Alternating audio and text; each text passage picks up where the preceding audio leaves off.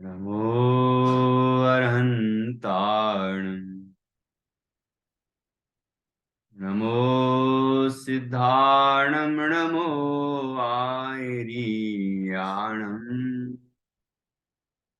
नमो अध्यायाण। वे सव्यसाहुणम्। मङ्गलं भगवान् वीरो मङ्गलं गौतमो गणी। मङ्गलं कुन्दकुन्दाद्यो जैन धर्मो सुमङ्गलम्। सर्वमङ्गलमाङ्गल्यं सर्वकल्याणकारकं प्रधानं सर्वधर्माणां जैनं जयतु शासनं। जैनं जयतु शासनम्।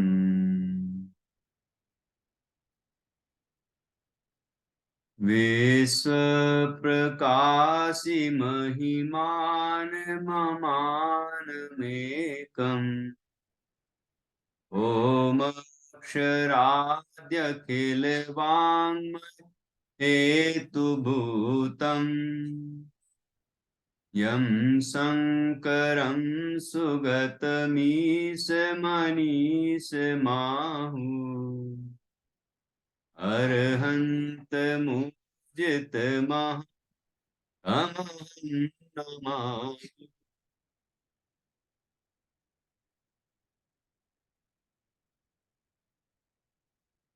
आचार्य श्री योगेंद्र देव द्वारा रचित यह अमृता सीति नामक ग्रंथ है। इसके 22 काव्यों पर हमारी चर्चा हो चुकी है। आज हम 23वें काव्य पर चर्चा करेंगे। यहाँ 18वें काव्य में आचार्य ने ये प्रश्न उठाया कि यदि कोई ऐसा समझता है कि जिसकी चर्चा पूर्व में की गई है, ऐसे मोह रूपी शत्रु को, मोह रूपी महाबैरी को, मोह राजा को जीतना अत्यंत कठिन है, तो ऐसा बिल्कुल भी नहीं है। उस मोह को जीता जा सकता है। अब कैसे जीता जा सकता है? तो आचार्य कहते हैं कि स्वानुभव से ही जीता जा सकता है। जैसे कि रात भर कोई सोया हो और उसे उस भयानक सपने से मुक्त होना हो, तो जागना ही उपाय है। ऐसे ही मोह से मुक्त होना हो, जो अनादिकाल का मोह है, जिससे अनंत दुखी हो रहे हैं हम, उससे यदि मुक्त होना हो तो एक ही उपाय है, जाग जाना। अर्थात अपने को जान लेना कि मैं तो ज्ञान और आनंदमयी शुद्ध चैतन्य आत्मा हूं। ऐसा अपने अंतर में जो चैतन्य है वो मैं हूं, ऐसा अनुभव करना, वही एकमात्र उपाय है। अब उस स्वानुभव के लिए सबसे महत्वपूर्ण यदि कोई सोपान है, या कहें मुक्ति का कोई सोपान है, तो वह है समता। इसलिए आचार्य ने कहा, समता का स्मरण करके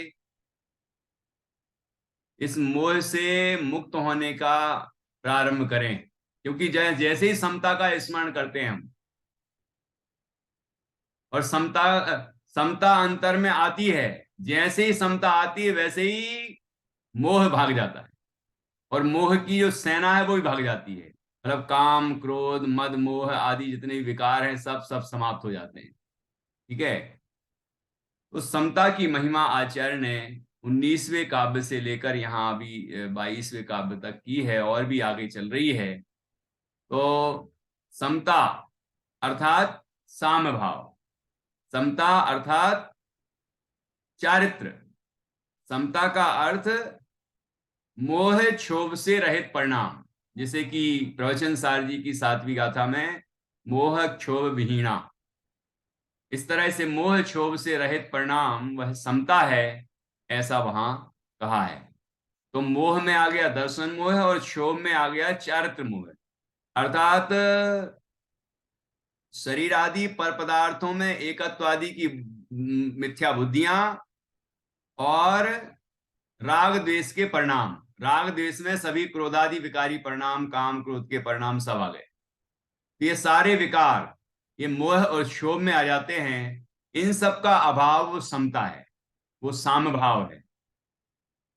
वो समता जब अंतर में जन्म लेती है तो मोह आदि ये विकारी परिणाम उत्पन्न ही नहीं होते।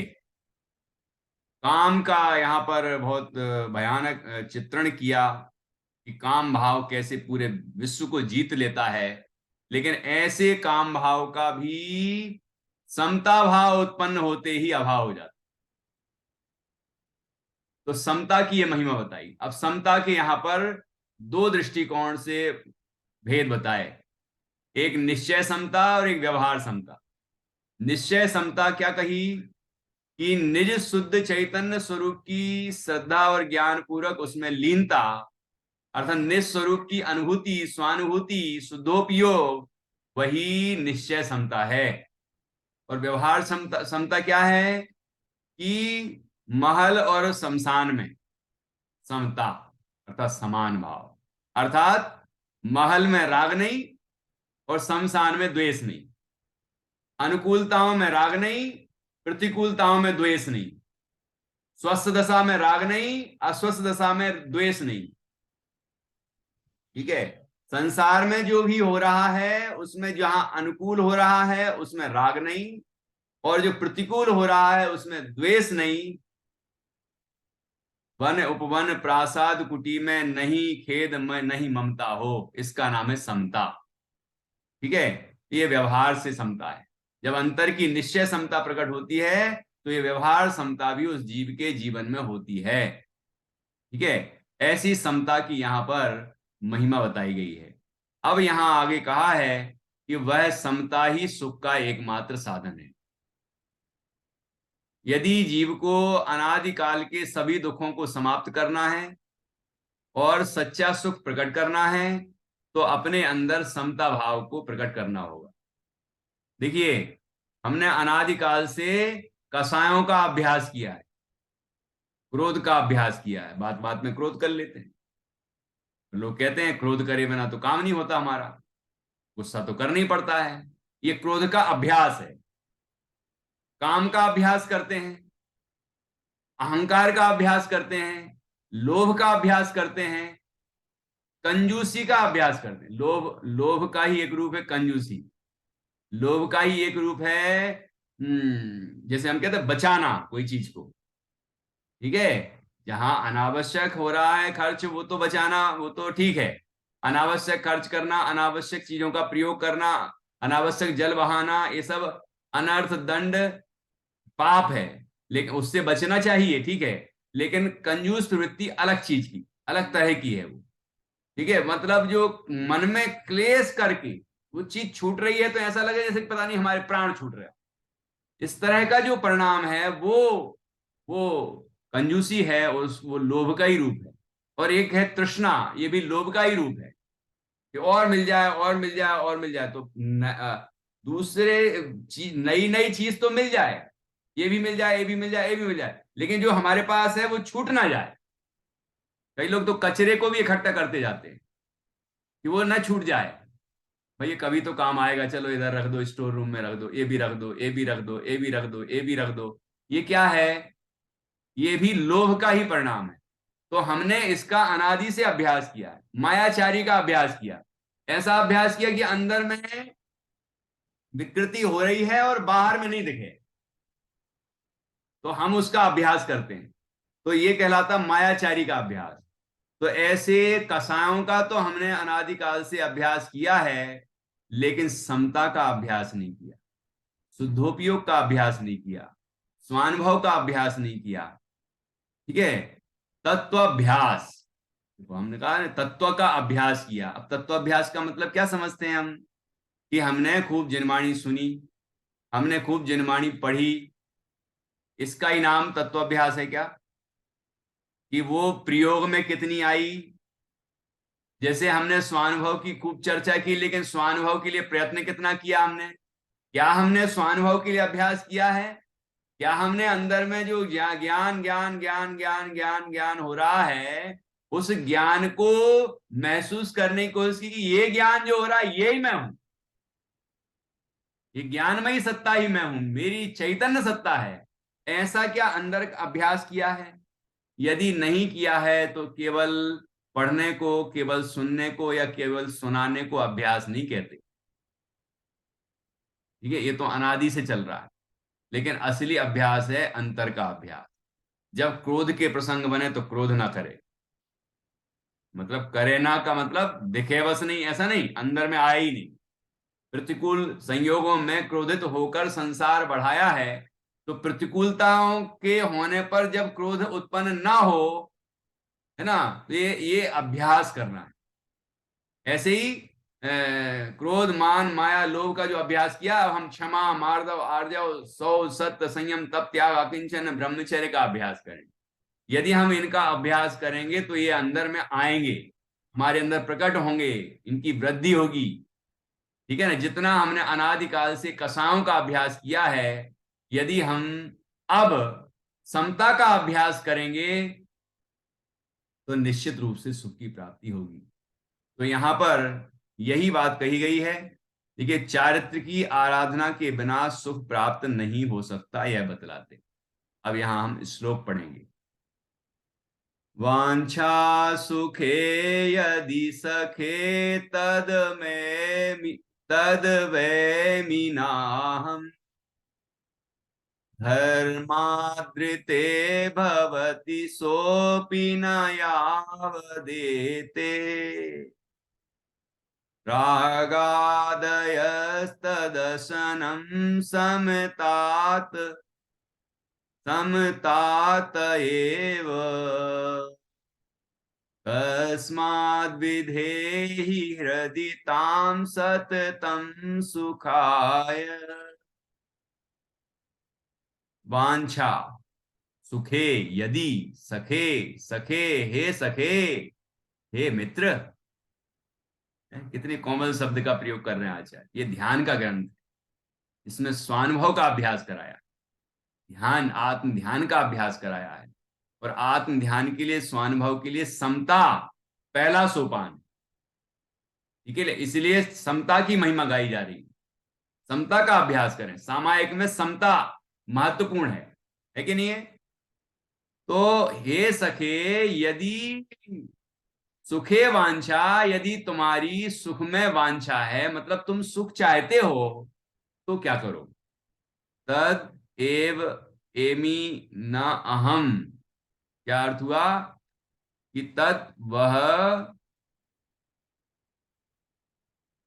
अवेमी, एमी नहीं अवेमी, कि अहम मैं, यह अवेमी जानता हूं कि तद अर्थात वह सुख धर्माद्रिते, धर्मात ऋते, धर्म के बिना न भवती नहीं होता है।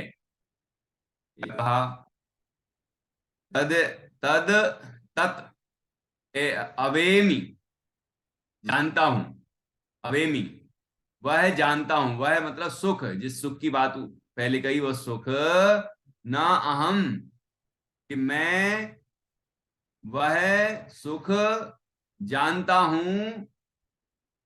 क्या क्या जानता हूं? कि न नहीं होता, भवती अर्थात होता, कैसे? धर्माद्रते, वह सुख धर्म के बिना नहीं होता। ये धर्म क्या होता है नित्या? धर्म क्या होता है? कि हमने धार्मिक क्रियाएं कर ली तो धर्म हो गया, लेकिन परिणामों का ठिकाना नहीं, अभिप्राय का ठिकाना नहीं कि अंदर में क्या चल रहा है, हमने किस भावना से किया है। क्रिया तो हमारी बिल्कुल धार्मिक हुई, लेकिन अंतर के परिणाम कैसे हुए? जैसे वो मेंढक बना था, मेंढक जो पिछले जन्म में एक सेठ था, सामायिक कर रहा था, है ना, बाहर से तो सामायिक करता हुआ दिख रहा था, लेकिन अंदर से उसके क्या चलने लगा था? नमोकार मंत्र की जगह पानी पानी पानी पानी पानी। बाहर से तो धर्मात्मा ही दिख रहा, उसकी पत्नी कहती है कि वो तो बड़ा धर्मात्मा था, वो मेंढक कैसे बन सकता है ना? तो बाहर की क्रियाएं धार्मिक हैं, लेकिन अंतर में धर्म आया कि नहीं आया, ये विचार करना। तो यहां कह रहे हैं धर्मात ऋते, ऋते का अर्थ होता है बिना, धर्मात ऋते, ऋते धर्म के बिना वह सुख नहीं होता है। सोपि न या वदेते, कि सोपी अर्थात वह भी, सोपी और वह धर्म भी, यावत जब तक, एते रागादय, ये रागादि विकारी भाव हैं तब तक, न नहीं होता है। वो भवती का अर्थ यहां भी आएगा कि जब तक ये रागादि विकारी परिणाम हैं, रागादि विकारी परिणाम हमारे अंदर हैं, तब तक धर्म नहीं होता। मतलब हम किसी से द्वेष करके, जैसे शरीर से द्वेष कर लें, कैसे, शरीर को जो होना उसको होने दो, मरने दो उसको, है ना, ये क्या है, हम तो आग्रह पूर्वक जिद करके, यदि हम शरीर को नष्ट कर रहे हैं तो ये धर्म नहीं कर रहे हैं, ये द्वेष कर रहे हैं। शरीर से राग नहीं होना चाहिए, लेकिन द्वेष भी नहीं होना चाहिए। शरीर से राग नहीं होना चाहिए मतलब वैराग होना चाहिए। शरीर से वैराग होना चाहिए अर्थात शरीर में अपनापन नहीं, शरीर में आसक्ति नहीं, शरीर के लिए हम कोई अभक्ष न खाएं, शरीर के लिए हम कोई पाप ना करें, तो हुआ शरीर से विरक्ति का परिणाम। लेकिन योग गृहस्थ अवस्था है, योग्य उसके लिए उसका पालन पोषण करना, वो कोई ऐसा नहीं कि पाप हो गया, मतलब ये गलत हो गया। मुनराज भी शरीर की स्थिति के लिए अनासक्त भाव से, अनुदिष्ट भाव से आहार आदि लेते हैं, लेते हैं कि नहीं लेते। तो शरीर के प्रति ऐसा नहीं कि शरीर को जो होना होने दो, हम तो यही करेंगे, नहीं नहीं, ठीक है। शरीर का भी, शरीर के प्रति भी द्वेष बुद्धि नहीं। मुनराज शरीर का श्रृंगार नहीं करते, शरीर के उद्देश्य से अनुद्दिष्ट आहार नहीं लेते, ठीक है, नहीं उद्दिष्ट आहार नहीं लेते, शरीर के पोषण के लिए उद्दिष्ट आहार नहीं लेते, शरीर के लिए वो सुख पहुंचाने के लिए वो कोई क्रिया नहीं करते। इसका मतलब है शरीर से विरक्ति है उनके, लेकिन शरीर को नष्ट करने के लिए कोई काम नहीं करते कि मैं तो यहां पहाड़ी पे चलूंगा, चाहे हवा का झोंका आए बहुत तेज और मैं उड़ जाऊं, और चाहे यहीं शरीर नष्ट हो जाए, लेकिन मैं तो यहीं से जाऊंगा। ऐसा कभी कोई शास्त्र में लिखा है क्या दीदी? ऐसा कहीं आपने पढ़ा क्या कि ऐसा लिखा हो कि मुनिराज पहाड़ी पर जा रहे हैं और उस चोटी पर भयानक हवा चल रही है, तो वो सोचे कि नहीं चाहे कुछ हो जाए मैं तो उस चोटी पर जाऊंगा ही और जाके बैठूंगा ही, चाहे उड़ ही जाऊं, और चाहे फिर शरीर नष्ट हो जाए। अरे शरीर तो मुझसे भिन्न ही है, उसको नष्ट होना है तो होने दो, वो तो नष्ट ही है, वो तो मैं हूं ही नहीं। ये वेद ज्ञान है, ये शरीर के प्रति वैराग्य है। नहीं नहीं नहीं, ये नहीं है, ठीक है।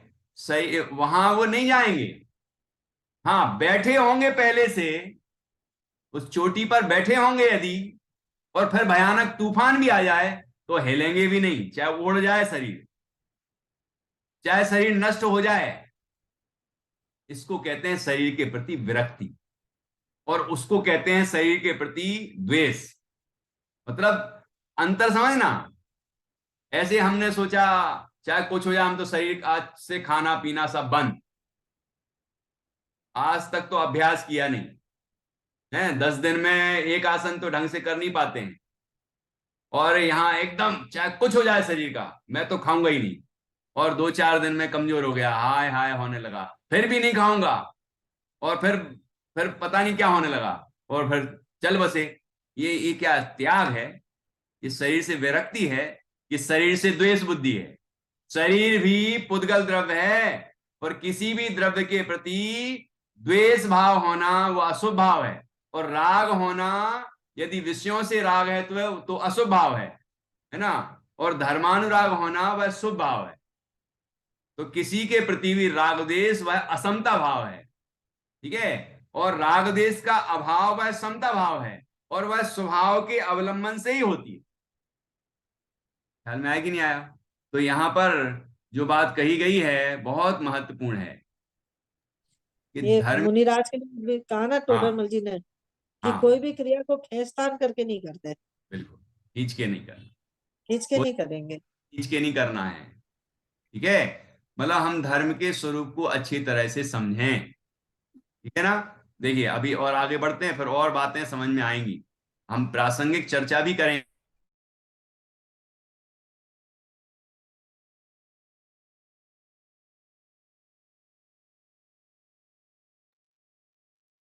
रागादयस्तदसनम समतातयेव, कि रागादयस, राग आदि से, राग आदि, तत् असनम, कि उसका, असनम अर्थात भोजन होता है वैसे। हाँ, तद असनम, उन रागादि भावों का, असन मतलब भोजन। देखो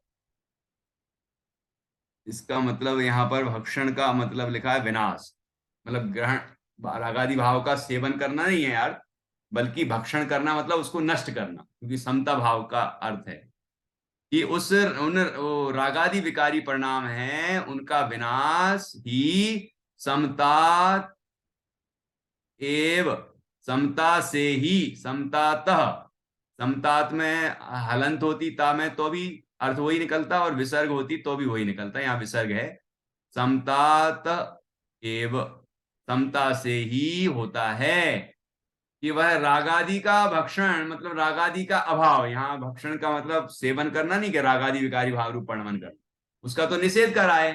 तो अर्थ क्या बैठाना होगा कि रागादि विकारी परिणाम, रागादि विकारी परिणाम का अभाव समता से ही होता है।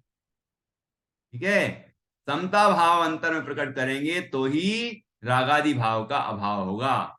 और तस्मात, इसलिए हे जीव, ताम उस समता को सततम निरंतर हृदय हृदय में विधेही धारण करो।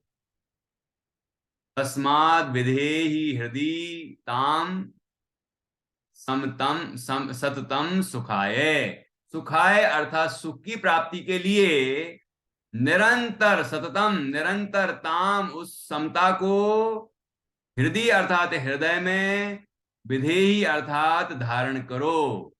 क्यों कि तस्मात, इसलिए, इसलिए कि रागादि विकारी परिणामों का अभाव समता से ही होता है, और समता ही धर्म है।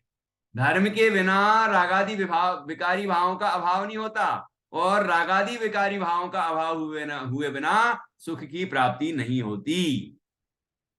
तो इसका हमें अभ्यास करना चाहिए, केवल चर्चा से नहीं काम बनेगा, लेकिन चर्चा के बिना भी काम नहीं बनेगा, क्योंकि चर्चा नहीं करेंगे तो बात समझ में नहीं आएगी, और चर्चा ही करते रहेंगे तो अभी बात अंतर में नहीं उतरेगी। ठीक है। हाँ डॉक्टर निधि जी। भैया जी, इसका सटीक एग्जाम्पल अभी हुआ। मेरी मम्मी अभी आई थी, लेकिन हम्म मुझे क्लास के प्रति राग था कि मुझे क्लास करनी है, तो मैंने उन्हें कह दिया कि आप क्यों इस टाइम पर आ गई हो। तो वो नाराज होके चली गई। तो अभी ये जो लाइन लिखी है ना आचार्य जी ने, कि चारित्र की आराधना ही, तो सच में अगर उस वक्त समता भाव रख लेती और कह देती कि आप मेरे साथ क्लास में बैठो फिर बात कर लेंगे, तो ज्यादा अच्छा हम्म, होता। ये बात बहुत बढ़िया। देखो ये होता है ने जो बात पढ़ी जिनवाणी में उसका प्रयोग, नहीं कर केवल पाई। हम, हाँ बहुत अच्छी बात कही, कि इस तरह ना कहते हम, ऐसे कह देते जैसे आपने अभी बताया कि आइए अभी क्लास का समय हो गया है, तो आप भी बैठिए फिर हम बातचीत करेंगे। तो वो भी बैठ जाते, तो देखो उनका भी लाभ हो जाता, दो बातें उनको भी सुनने को मिल जाती, है ना। तो एक बहुत अच्छा आपने रियलाइज किया, इस बात को प्रयोग किया जो आपने अभी यहाँ, अच्छी बात। चलिए आगे बढ़ते हैं। खंडान्वय, हे मित्र, यदि सुख प्राप्त करने की इच्छा है तो मैं यह जानता हूं कि वह सुख धर्म के बिना नहीं होता है, और वह धर्म भी जब तक ये रागादि विकारी भाव हैं तब तक नहीं होता है।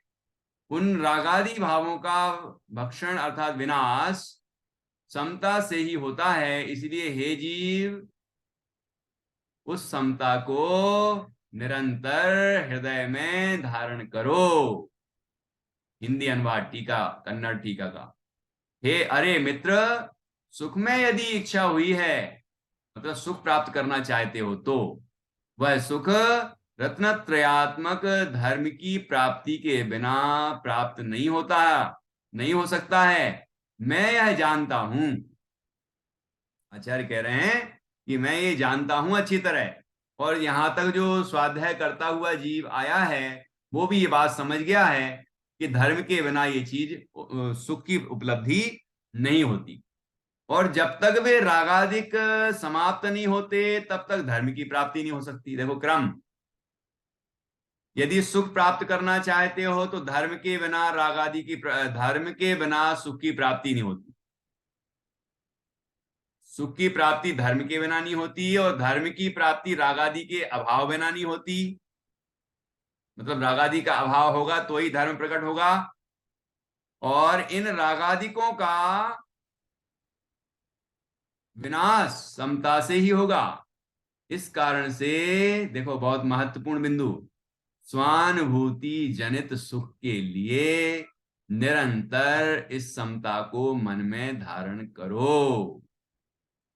स्वानुभूति जनित सुख के लिए, स्वानुभूति, स्व अर्थात निजात्मा के अनुभव से उत्पन्न हुए निजात्मा के अनुभव से उत्पन्न हुए, ज्ञान स्वरूप तत्व के अनुभव से उत्पन्न हुए सुख के लिए निरंतर इस समता को मन में धारण करो।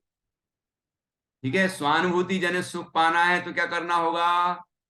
समता को प्राप्त करना होगा। समता से क्या होगा? समता से रागादि का अभाव होगा, और रागादि का अभाव होने से क्या होगा? धर्म की प्राप्ति होगी। ठीक है, अब देखो, अस्ति से और नास्ति से, दोनों तरह से। धर्म के बिना सच्चा सुख, स्वानुभूति जनित सुख नहीं होता। रागादि के अभाव बिना धर्म नहीं होता, और समता के बिना रागादि का अभाव नहीं होता। पॉजिटिव, सकारात्मक, समता से रागादि का अभाव होता है, रागादि के अभाव से धर्म होता है, और धर्म से सुख होता है। स्पष्ट? भावार्थ, चारित्र कहें, धर्म कहें, रागादि का अभाव कहें या समता कहें, ये सब एकार्थक हैं। इन चारों के एक ही अर्थ। ठीक है, इसलिए निश्चय समता रूप निज आत्म आराधना निरंतर करते रहना चाहिए, यह तात्पर्य है। क्या कहा? निरंतर क्या करते रहना चाहिए? निजात्म आराधना। हम सोचते हैं कि समय सार जी का प्रारंभ हुआ है, पूरा पढ़ लें फिर आत्मा की आराधना करेंगे। पूरा समय सार पढ़ने के बाद आत्मा की आराधना करेंगे, फिर अगला ग्रंथ शुरू हो जाता है। तो ये और पढ़ लें तो और फिर आत्मा की आराधना करेंगे, इकट्ठी करेंगे। तो क्या होगा कि वो समय आएगा भी कि नहीं आएगा? कि समय सार जी का प्रारंभ तो किया है, वो अंत होगा कि नहीं होगा? तो समय सार जी की पहली गाथा में भी वही करना है जो अंतिम गाथा तक पूरा होने के बाद करना है। इसलिए निरंतर हर एक गाथा में स्वानुभूति की चर्चा है, अपना स्वरूप बताया है। तो जैसे ही हम अपने स्वरूप की बात पढ़ें, यहां प्रयोग करें, फिर अगली गाथा में भी प्रयोग करें, फिर अगली गाथा में भी प्रयोग करें, प्रयोग करते जाएंगे। जैसे कि आचार्य अमरचंद स्वामी कहते हैं, जो मेरे अंदर रागादि की विकारी परिणति बची है संज्वलन जन्य, वो आत्मख्याति टीका को करते करते करते करते वो नष्ट हो जाए। ये नहीं कहा कि पूरा होने के बाद नष्ट हो, वो तो पहले ही नष्ट करना चाहते हैं। ये नहीं सोचते कि पूरी टीका होने के बाद रागादि का अभाव हो, है ना। रागादि का अभाव जितने जल्दी हो उतना जल्दी करना है। ऐसे यहां निरंतर क्या करना है? निज आत्म आराधना निरंतर करेंगे तो क्या? ये निश्चय समता है। निजात्मा की आराधना निश्चय समता है। ठीक है, और उससे व्यवहार समता भी साथ में होती है।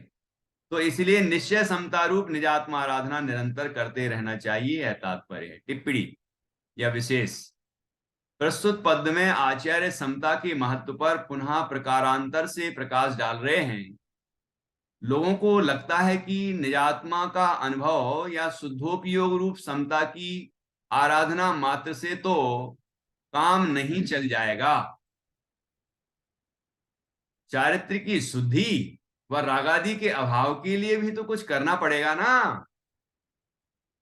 क्या लोग कहते हैं ना, केवल आत्मा आत्मा की बातें करते हो। हाँ ठीक बात है, बातें करते हो, बातें नहीं करते रहना चाहिए, आत्मा का अनुभव करना चाहिए। तो कोई लोग कहने लगे आत्मा का अनुभव करो, आत्मा का अनुभव करो, यही यही यही आत्मा ही का अनुभव करने से सब हो जाएगा, चारित्र नहीं करना पड़ेगा, रागादि का अभाव नहीं करना पड़ेगा कि नहीं। देखिए, लोगों को लगता है कि निजात्मा का अनुभव या शुद्धोपयोग रूप समता की आराधना मात्र से तो काम नहीं चलेगा, चल जाएगा, चारित्र की शुद्धि व रागादि के अभाव के लिए भी तो कुछ करना पड़ेगा। उनकी भ्रामक धारणा का सुंदर निराकरण इसमें निष्कर्ष रूप में दिया है कि धर्म, चारित्र या रागादि का अभाव ये सभी समता के पर्यायांतर होने से उसमें भी ही अंतर्भूत हो जाते हैं। अतः धर्म, चारित्र की शुद्धि या रागादि के अभाव के लिए अन्य प्रकारांतर का अन्वेषण आवश्यक नहीं है कि धर्म प्रकट करना है तो कोई अलग उपाय, चारित्र की शुद्धि करनी तो अलग उपाय, रागादि का अभाव करना है तो कोई अलग उपाय नहीं, सबका एक ही उपाय है। वो क्या है? मात्र निजात्मा आराधना से ही सबकी सिद्धि हो जाएगी, जिसका नामांतर समता भी है। एक साधे सब सदें और सब साधे सब जाए। प्रकारांतर से विचार किया जाए तो सुख की प्राप्ति का उपाय धर्म के अतिरिक्त अन्य कुछ नहीं है, और रागादि के सद्भाव में धर्म हो ही नहीं सकता, और रागादि का अभाव समता की आराधना के बिना नहीं हो सकता। अतः समता सुख की साधन है, समता सुख की साधन है, सुख की साधन समता है, मतलब सुख प्राप्ति का जो उपाय है, साधन है, वह समता भाव है, यह स्वतः सिद्ध है।